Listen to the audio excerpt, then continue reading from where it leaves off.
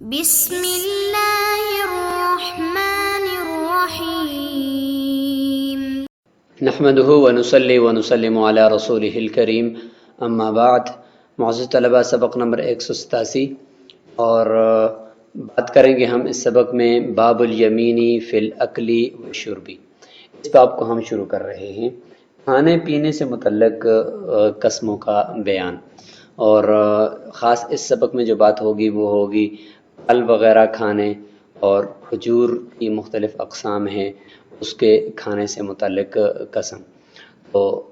اس کی تفصیلی گفتگو ہم انشاءاللہ کریں گے، اور اس میں کھجور کے اندر جو اقسام ہیں،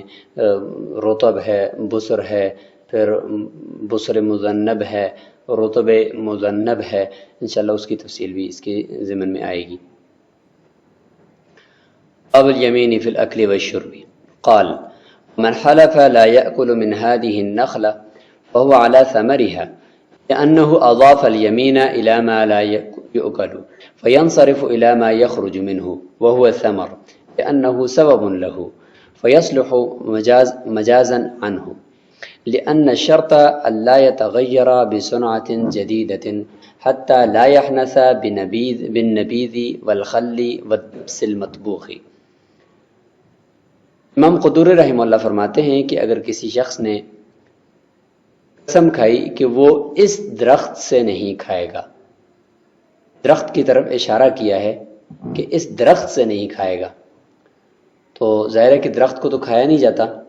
معنی حقیقی تو یہ ہے کہ اس درخت کی لکڑی کو سے متعلق قسم کھا رہا ہے کہ اس کی لکڑی کو میں نہیں کھاؤں گا، اور یہ حقیقت مہجورہ ہے، یہ تو حقیقت استعمال نہیں ہوتی. تو جب اس کا معنی حقیقی استعمال نہیں ہوتا تو ہمیں معنی مجازی کی طرف جانا پڑے گا، اور وہ ہے فَهُوَ عَلَى ثَمَرِهَا، تو وہ اس کے پھلوں کے اوپر ہی منطبق ہوگی. اگر پھل کھائے گا تو ہانس ہو جائے گا، اگر لکڑی کو چبائے گا تو ہانس نہیں ہوگا، کیونکہ اس حقیقی معنی کو چھوڑ دیا. اس لیے کہ اس نے قسم کو منسوب کیا ہے ایسی چیز کی طرف جس کو کھایا نہیں جاتا، یعنی لکڑی کی طرف. بس یہ قسم لوٹے گی اس چیز کی طرف جو درخت سے نکلتی ہے، وہ ہے پھل. پھل کی طرف ہم کیوں لے گئے؟ اس کی دلیل یہ ہے کہ کیونکہ درخت جو ہے وہ پھل کا سبب ہے. کبھی کبھار سبب کی طرف نسبت کی جاتی ہے اور مراد مسبب ہوتا ہے. بس یہ جو درخت ہے یہ پھل سے مجازن استعمال ہونے کی صلاحیت رکھتا ہے، اور اس کی طرف مجازن نسبت ہو سکتی ہے. لیکن فرماتے ہیں کہ اس میں شرط یہ ہے کہ وہ جو پھل ہے وہ کسی انسانی اور کاریگری کے ساتھ اس کے اندر کوئی اور تغیر نہ آیا ہو. لا يتغیر بصنعۃ جدیدۃ، مثلا وہ درخت کے بعد وہ پھل ہی ہو، پھل سے آگے کوئی اور چیز نہ بنائی گئی ہو کہ اس کا نام ہی تبدیل ہو گیا ہو، جیسے کہ نبیذ بنا دیا، سرکہ بنا دیا، یا کھجور کا سرکہ بنا دیا، کھجور کے شیرے سے کوئی یا پانی سے نبیذ بنا دیا، یا یہ کہ کھجور سے جوڑ کر جو شیرہ نکالتے ہیں اس کو دبس کہتے ہیں، اور اس کو پکا دیا گیا ہو، تو اب ان کے نام ہی تبدیل ہو چکے ہیں، تو اب اس کو پھل نہیں کہا جاتا. لہذا درخت سے جو پھل نکلے ہیں ان کے کھانے سے تو انسان ہانس ہوگا، لیکن پھلوں سے آگے جو اور پروڈکٹ بنی ہے اس سے کھانے سے ہانس نہیں ہوگا. فرماتے ہیں لا يحنس بالنبیذ والخل والدبس المطبوخ، نبیذ سے ہانس نہیں ہوگا، سرکہ کھانے سے ہانس نہیں ہوگا، اور جو کھجور کا شیرہ ہے اس کو پکا ہوا شیرہ اس کے کھانے سے ہانس نہیں ہوگا. ان حلف لا يأكل من هذا البسر فصار رطبا فأكله لم يحنث، وكذا إذا حلف لا يأكل من هذا الرطب أو من هذا اللبن فصار تمرا أو صار اللبن شيرازا لم يحنث، لأن صفة البصورة والرطوبة داعية إلى اليمين، وكذا كونه لبنا فيتقيد به، لأن اللبن مأكول فلا ينصرف اليمين إلى ما يتخذ منه، خلاف ما إذا حلف لا يكلم هذا الصبي وهذا الشاب فكلمه بعدما الشاخ، لأن هجران المسلم بمنع الكلام منهي عنه فلا يعتبر الداعي داعيا في الشرع. عبارت کا خلاصہ یہ ہے کہ اس عبارت کے اندر امام قدوری رحمہ اللہ یہ بیان فرما رہے ہیں کہ اگر کسی نے قسم کھائی کہ وہ اس کچی کھجور کو نہیں کھائے گا، بسر کی طرف اشارہ کیا کہ یہ جو کچی کھجور ہے اس کو میں نہیں کھاؤں گا، اس کے بعد وہ کھجور پک گئی اور رطب بن گئی، رطب پکی ہوئی کھجور کو کہتے ہیں، پھر اس نے کھا لی تو خانس نہیں ہوگا۔ اسی طریقے سے قسم کھائی کہ وہ اس تر پکی ہوئی کھجور سے نہیں کھائے گا یا اس دودھ کو نہیں پیے گا، پھر وہ کھجور خشک ہو گئی یا وہ دودھ خشک ہو کر شیراز بن گیا، شیراز کہتے ہیں ایسا دودھ جس سے بالکل پانی نچوڑ دیا گیا ہو اور وہ گاڑھا اور ربڑی قسم کا بن گیا ہو، تو اس کے کھانے سے حانس نہیں ہوگا۔ مطلب جب اشارہ کر دیا ہے کسی چیز کی طرف اور ساتھ ساتھ اس کی صفت بیان کر دی ہے تو ضابطہ یہ ہے کہ پھر اس صفت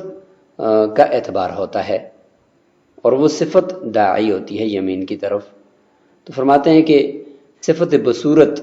کچا ہونا کھجور کا، والرطوبت اور کھجور کا تر ہونا، یہ قسم کی طرف داعی ہے۔ کوئی شخص کچی کھجور نہیں کھاتا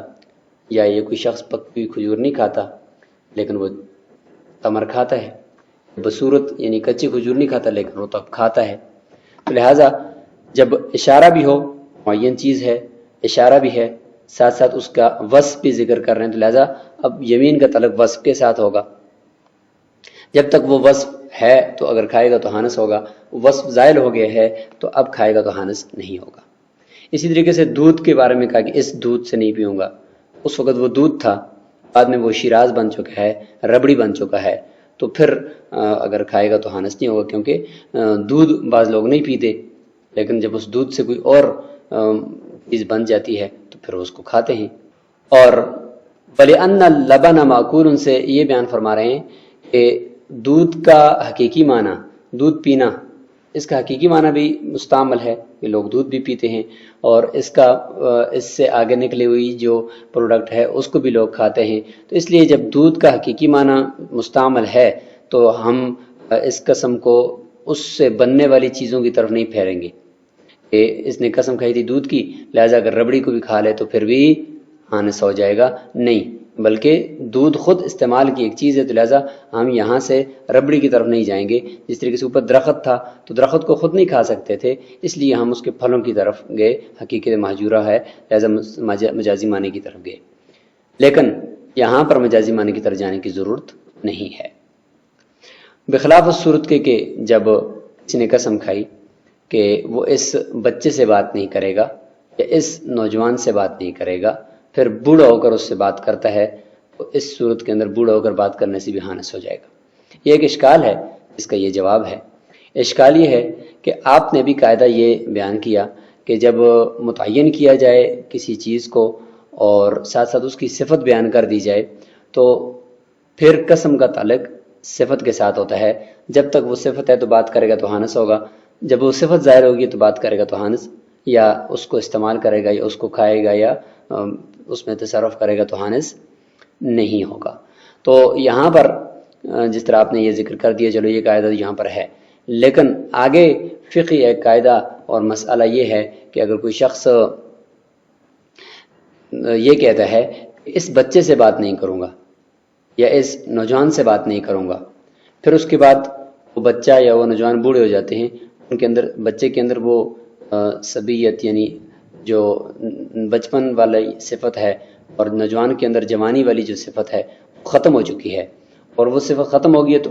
پھر بوڑھا ہونے کے بعد بات کرے تو حانس نہیں ہونا چاہیے نا، کیونکہ وہ صفت نہیں ہے، اس نے اس صفت کے ساتھ کہا تھا کہ اس صفت کے انسان کے ساتھ میں بات نہیں کروں گا اور وہ صفت ظاہر ہو گئی ہے تو پھر حانس نہیں ہونا چاہیے، جبکہ آپ کہتے ہو کہ اگر بوڑھا ہو کر بھی اس سے بات کرے گا تو پھر حانس ہو جائے گا، پھر بھی حانس ہو جائے گا۔ تو اس کا جواب دیتے ہیں کہ لِأَنَّ ہجران المسلم بِمَعْنَى الْكَلَامِ، ٹھیک ہے قاعدہ اپنی جگہ پر ٹھیک ہے، لیکن یہاں پر اس قاعدے کو ہم نہیں چلائیں گے، کیونکہ یہاں پر شریعت نے منع کر دیا ہے کہ کسی مسلمان کو کے ساتھ بات کرنے کو انسان ترک کر دے، یہ منع ہے۔ بس اس نے اگر یہ کہا ہے کہ اس بچے سے بات نہیں کروں گی، اس نوجوان سے بات نہیں کروں گا، ٹھیک ہے، اس نے اس کی صفت ذکر کی ہے، صفت کے ساتھ کیسا متعلق ہوگی، لیکن یہاں پہ ایک انسان کے ساتھ بات کو ترک کیا جا رہا ہے، لہٰذا اس صورت کے اندر ہم اس صفت کو نہیں دیکھیں گے، ہم مطلقاً ایک انسان کو دیکھیں گے، چاہے وہ بوڑھا ہو جائے پھر بھی بات کرے گا، پھر بھی حانس ہو جائے گا کہ اس نے ایسا کیا کیوں ہے، تو زجر کے طور پر اس انسان کو ہم یہ حانس شمار کریں گے۔ اس میں جو داعی ہے یعنی صفت جو بات کرنے سے منع کرنے کے اوپر جو داعی ہے کہ بھئی بچہ ہے، بچے سے میں کیوں بات کروں، بچپن میں شرارتیں کرتا رہتا ہے، اور اگر وہ بڑا ہے مثلاً نوجوان ہے تو نوجوانی کی عمر غفلت کی عمر ہوتی ہے، تو لازم اس سے بات نہیں کرتا ہوں، یہ بڑا بدتمیز ہے، تو ٹھیک ہے یہ داعی تو تھا، لیکن اس کو ہم داعی ابھی شمار نہیں کریں گے شرعاً، کیونکہ شرعاً کسی بھی انسان سے کلام کو ترک کرنا منع ہے، بس اب اس صفت کا اعتبار نہیں ہے، مطلقاً انسانیت کا اعتبار ہے۔ وَلَوْ حَلَفَ لَا يَأْكُلُ لَحْمَ هَذَا الْحَمَلِ فَأَكَلَ بَعْدَمَا صَارَ كَبْشًا حَنِثًا لأن صفة الصغر في هذا ليست بداعية إلى اليمين فإن الممتنع عنه أكثر امتناعا عن لحم الكبش۔ اس مسئلے کے اندر یہ ذکر فرما رہے ہیں کہ کسی نے اگر یہ قسم کھائی ہے کہ وہ اس حمل سے، حمل کہتے ہیں بھیڑ کا چھوٹا بچہ 1 سال کا، بھیڑ بکری کا یا دمبے کا چھوٹا بچہ حمل، اور قسم کھائی کہ اس متعین بھی کہہ دی کہ اس حمل سے نہیں کھاؤں گا، تو یہاں پر بھی دیکھیں صفت اس کی ذکر کی ہے کہ یہ حمل ہے، تو اب صفت کے ساتھ متعلق ہونا چاہیے نا۔ فرماتے ہیں کہ اگر اس کے بعد وہ مینڈا بن گیا ہے اور پھر اس نے اس کو کھایا ہے تو فرماتے ہیں پھر بھی حانس ہوگا۔ دلیل یہ دے رہے ہیں کہ یہاں پر جو صفت صغر ہے اس کے اندر 1 سال کا جو حمل ہے، حمل نہیں ہے بلکہ حمل لفظ ہے، فرماتے ہیں کہ یہ اس کے اندر صغر کی جو صفت ہے وہ قسم کی طرف داعی تو نہیں ہے، کیونکہ بچہ جو ہوتا ہے نا اس کا گوشت یعنی بھیڑ بکری کا جو بچہ ہوتا ہے 1 سال کا، اس کا گوشت زیادہ لذیذ ہوتا ہے بنسبت بڑے جانور کے، اس لیے فرماتے ہیں کہ اس سے رکنے والا یعنی حمل کے گوشت سے، حمل سے مراد وہ پیٹ کا حمل نہیں ہے بلکہ وہ تو حمل ہے، یہ حمل ہے یعنی وہ بھیڑ کا چھوٹا بچہ، تو اس کا 1 سال کے بچے کے گوشت سے رکنے والا، انکار کرنے والا، وہ تو پھر بڑے مینڈے کے گوشت سے تو اس سے زیادہ انکار کرے گا۔ تو اس سے پتہ چلا کہ یہ ایسی صفت نہیں ہے جو قسم کی طرف داعی ہو، لہذا اس کا اعتبار ہی نہیں ہوگا۔ قال ومن حلف لا يأكل بصرا فأكل رطبا لم يحنث لأنه ليس ببصر، من حلف لا يأكل رطبا أو بصرا أو حلف لا يأكل رطبا ولا بصرا فأكل مذنبا حنث عند أبي حنيفة رحمه الله، وقال لا يحنث في الرطب يعني بالبصر المذنب ولا في البصر بالرطب المذنب لأن الرطب المذنب يسمى رطبا والبصر المذنب يسمى بصرا، صار كما إذا كان اليمين على الشراء وله أن الرطب المذنب ما يكون في ذنبه قليل بصر، والبصر المذنب على عكسه يكون آكله آكل البصر والرطب، وكل واحد مقصود بالأكل بخلاف الشراء لأنه يصادف الجملة فيتبع القليل فيه الكثير۔ اس عبارت کا حاصل یہ ہے، امام قدوری رحمہ اللہ فرماتے ہیں کہ اگر کسی شخص نے اس طرح قسم کھائی ہے کہ وہ بصر نہیں کھائے گا یعنی کچی کھجور نہیں کھائے گا، اس نے رطب کھائی تو حنس نہیں ہوگا، یہ تو واضح ہے کہ بصر جو ہے وہ رطب نہیں ہے، بصر کچی کھجور ہے، الگ ہے، اور رطب ایک الگ نام ہے اور الگ اس کا ذائقہ ہے، تو لہذا حنس نہیں ہوگا۔ آگے یہ ہے کہ اگر کسی شخص نے اس طرح قسم کھائی ہے کہ وہ رطب نہیں کھائے گا یا بصر نہیں کھائے گا، یعنی رطب کی قسم بھی کھائی اور یہ کہ بصر کی قسم کھائی، ٹھیک ہے، یعنی مطلب الگ الگ قسم کھائی کہ رطب نہیں کھائے گا، یا یہ اس طرح قسم کھائی کہ وہ بصر نہیں کھائے گا۔ رطب آپ سمجھ گئے کہ پکی ہوئی تر کھجور، اور بصر کچی کھجور، اور یہ کس طرح قسم کھائی کہ لا یاکل رطبا، رطب نہیں کھائے گا، ولا بصرا، اور نہیں بصر کھائے گا۔ پھر اس طرح ہوا کہ اس نے مذنب کھا لی، مذنب اس کھجور کو کہتے ہیں کہ جس کا خود تو مطلب کچی ہو اور اس کا دم والی جو سائیڈ ہے وہ تھوڑی سی پکی ہوئی ہو، تو اس کو مذنب کہتے ہیں۔ پھر اس میں بسر مذنب ہوتی ہے، بسر مذنب ہوتی ہے کہ باقی ساری کچی ہو، دم کی جو سائیڈ ہے وہ تھوڑی سی پکی ہوئی ہو۔ اور پھر رطب مذنب بھی ہوتی ہے کہ باقی ساری پکی ہوئی ہو اور دم والی سائیڈ تھوڑی سی کچی ہو۔ تو یہ ساری کھجوریں جو ہیں وہ استعمال ہوتی ہیں، قابل استعمال ہیں، اور لوگ رطب مذنب بھی کھاتے ہیں، بسر مذنب بھی کھاتے ہیں۔ تو اس نے قسم کھائی تھی کہ میں رطب نہیں کھاؤں گا یا بسر نہیں کھاؤں گا، پھر اس نے مذنب کھائی ہے۔ امام ابو حنیفہ رحمہ اللہ فرماتے ہیں کہ چاہے وہ بسر مذنب ہو یا رطب مذنب ہو، ہر حال میں وہ حانس ہو جائے گا۔ صاحبین فرماتے ہیں کہ اگر اس نے قسم کھائی ہے رطب کی کہ میں رطب نہیں کھاؤں گا، رطب اگر اس نے کہا ہے تو اس صورت میں اگر وہ بسر مذنب کھاتا ہے تو حانس نہیں ہوگا۔ قسم اس نے کہی تھی کہ میں رطب نہیں کھاؤں گا، پکی ہوئی کھجور، اس نے بسر مذنب یعنی ایک کچی کھجور کھائی ہے جس کا دم پکا ہوا ہے۔ اسی طریقے سے قسم کھائی تھی کہ بسر نہیں کھاؤں گا، تو فرماتے ہیں کہ بسر کے اندر، بسر کی قسم میں وہ رطب مذنب کھا لیتا ہے تو اس سے حانس نہیں ہوگا۔ کہ بین دلیل دیتے ہیں کہ لأن رطب المذنب یسمى رطبا، رطب مذنب یعنی وہ کھجور جو پکی ہوئی ہو اور اس کی دم کچی ہو اس کو رطب ہی تو کہا جاتا ہے، اور بسر مذنب کو بسر کہا جاتا ہے۔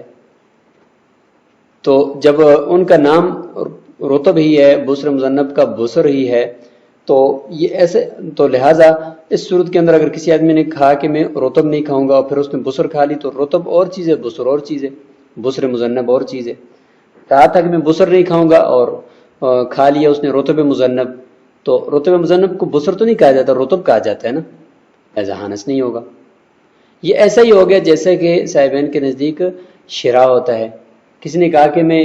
رطب کھجور نہیں خریدوں گا، پھر وہ بسر خریدتا ہے تو حانس نہیں ہوگا، اگرچہ بسر کے اندر تھوڑی بہت دم کی طرف سے رطب بھی ہوتی ہے۔ اگر کہا کہ میں بسر نہیں خریدوں گا تو پھر رطب خرید لیتا ہے، رطب مذنب، تو حانس نہیں ہوگا، کیونکہ رطب مذنب کے اندر اگرچہ تھوڑی سی بسر بھی ہوتی ہے دم کی طرف سے لیکن وہ تابع ہے۔ تو جس طرح سے شرع میں یہ تابع ہے قلیل کثیر کے، تو اسی طریقے سے عقل کے اندر، کھانے کے اندر بھی یہ قلیل کثیر کے تابع ہو جائے گا۔ امام ابو حنیفہ رحمہ اللہ کے نزدیک عقل اور شرع میں، کھانے اور خریدنے میں فرق ہے، لہذا کھانے پینے کی چیزوں میں جو قلیل ہے وہ کثیر کے تابع نہیں ہوگا، کیونکہ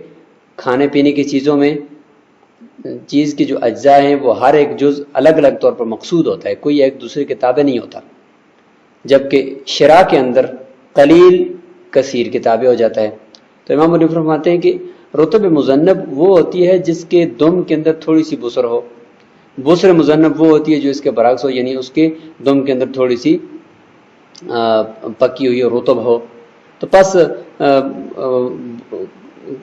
رطب کھانے والا وہ بسر کھانے والا بھی ہے،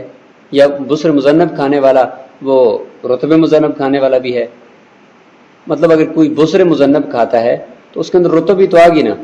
اور کوئی رطب مذنب کھاتا ہے تو مطلقاً مذنب کھجور کھانے والا وہ بسر اور رطب دونوں کھانے والا ہوا نا، قلیل اور کثیر دونوں اس میں آ گئے۔ وَكُلُّ وَاحِدٍ مَقْصُودٌ فِي الْأَكْلِ، بسر اور رطب دونوں کھانے کے اندر مقصودی چیزیں، لہذا اگر ایک کھجور کے اندر رطب اور بسر دونوں پائے جاتے ہیں تو وہ دونوں مقصود ہیں، بخلاف شرع کے خریدنے کے، کہ جو شرع ہوتی ہے، خریدنا ہوتا ہے، وہ پورے جملہ یعنی جملہ من حیث الجملہ سب کو وہ شامل ہوتی ہے، اور اس میں پھر قلیل کثیر کے تابع ہو جاتا ہے۔ اس میں اگر کسی نے رطب مذنب خرید دی تو ہم اس کو رطب ہی کہیں گے، کیونکہ اس میں جو بسر ہے وہ قلیل ہے اور کثیر کے وہ تابع ہو جائے گا۔ اس میں راجح قول امام ابو حنیفہ رحمہ اللہ کا ہے، وَلَوْ حَلَفَ لَا يَشْتَرِي رُطَبًا فَاشْتَرَى كِبَاسَةَ بُسْرٍ فِيهَا رُطَبٌ لَا يَحْنَسُ لِأَنَّ الشِّرَاءَ يُصَادِفُ الْجُمْلَةَ وَالْمَغْلُوبُ تَابِعٌ وَلَوْ كَانَتِ الْيَمِينُ عَلَى الْأَكْلِ يَحْنَسُ لِأَنَّ الْأَكْلَ يُصَادِفُهُ شَيْئًا فَشَيْئًا فَكَانَ كُلُّ مِنْهُمَا مَقْصُودًا وَصَارَ كَمَا إِذَا حَلَفَ لَا يَشْتَرِي شَعِيرًا أو لا يأكله فاشترى حنطة فيها حبات شعير وأكلها يحنث في الأكل دون الشراء لما قلنا. یہ عبارت اسی پچھلے مسئلے کی مزید وضاح ہے اور تشریح ہے کہ قسم کھائی کہ وہ رطب نہیں خریدے گا، پھر اس نے ایک بسر کی ٹوکری خریدی کچی کھجوروں کی، اس میں کچھ تھوڑی بہت رطب بھی تھی، تو حانس نہیں ہوگا، کیونکہ شراء میں پوری ٹوکری جملہ من حیث الجملہ اس کو شراء شامل ہوئی ہے، اور اس میں جو مغلوب ہے وہ جو اکثر ہے اس کے تابع ہو جائے گا. اور اگر یمین کھانے کے اوپر ہو، قسم کھانے کے اوپر ہو کہ بھئی میں رطب نہیں کھاؤں گا، پھر اس نے ایک ٹوکری کھائی تھوڑی سی جس میں بسر بھی کچھ تھی، تو فرماتے ہیں کہ حنس ہو جائے گا، کیونکہ لأن الاکل یصادفہ شیئا فشیئا، کیونکہ کھانا تو پوری ٹوکری کو ایک ساتھ تو بندہ نہیں کھائے گا نا، ایک ایک دانہ کر کے کھائے گا، تو اس میں ایک ایک دانہ مقصود ہوا، تو لہذا اس میں بسر بھی اس نے گوئے تو کھا تو لی نا، اگر یہ تھوڑی کھائی ہے، تو لہذا عقل کے اندر دونوں چیزیں وہ مقصود ہوتی ہیں، اس میں قلیل اور کثیر کا اعتبار نہیں ہوتا، لہذا ہر ایک اس میں سے مقصود ہوتا ہے. یہ ایسے ہی ہوگا جیسے کہ قسم کھائی کہ وہ شعیر یعنی جو نہیں خریدے گا یا جو کو نہیں کھائے گا، پھر اس نے گندم خریدی، اس میں کچھ دانے جو کے بھی ہیں، تو اس کو اس نے کھا لیا، جو کے دانے بھی کھا لیے، تو کھانے کے اندر تو وہ حانس ہو جائے گا، جو کے دانے کھانے میں تو وہ حانس ہوا لیکن خریدنے میں نہیں ہوا، کیوں؟ خریدنے میں تو اس نے کہا کہ میں گندم خریدوں گا، پھر اس میں کچھ دانے جو کے آگے تو قلیل کثیر کے تابع ہو گیا، لیکن کھانے کے اندر تو وہ دانے بھی اس نے کھائے نا، تو لہذا کھانے کے اندر وہ مقصود ہوئے، اس لیے لما قلنا ہم نے کہا کہ قلیل کثیر کے تابع ہوتا ہے شراء میں، نہ کہ عقل میں، کھانے میں. تو یہ مسئلہ یہاں پر مکمل ہو گیا. اسی باب کے اندر جو مزید مسائل ہیں وہ انشاءاللہ اگلے سبق کے اندر آئیں گے. السلام علیکم ورحمۃ اللہ.